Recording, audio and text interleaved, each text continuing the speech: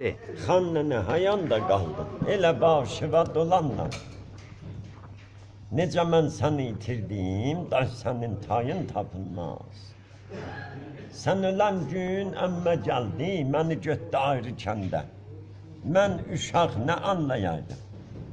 Başımı qatıb uşaqlar, neçə gün mən orada qaldım.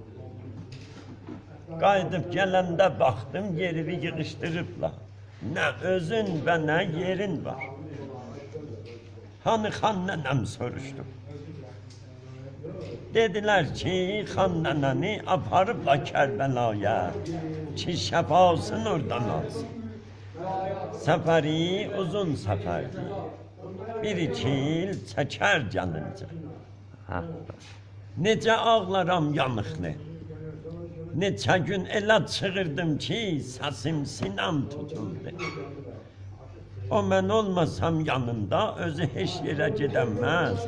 Bu səfər nə olub dinmənsiz, özü tək qoyub gedibdi. Hamıdan acıq edərkən hamıya acıqlı baxdım. Sonra başladım ki, mən də gedirəm onun dalınca. Dedilər səninki tezdir. İmamın məzarı üstə uşağı aparmaq olmaz. Sən oxu Quranı tez çıx. Sən onu çıxınca bəlkə gələ xan nənə səfərdə. Tələsik rəvanlamaqda oxuyub Quranı çıxdım. Ki yazam sənə gəlindi. Daha çıxmışam Quranı. Mənə soğuqat al gələndə. Amma hər kağız yazanda ağamın gözü dolardı. Sən də ki gəlib çıxmadın.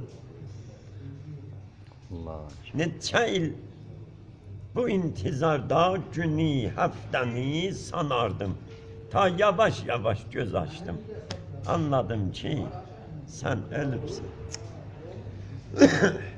Bilə bilməyə hənüz də ürəyimdə bir itik var. Gözüm axtarar həmişə. Nə yamandı bu itiklər. Xan nənə canım nə olaydı bir də mən səni tapaydım.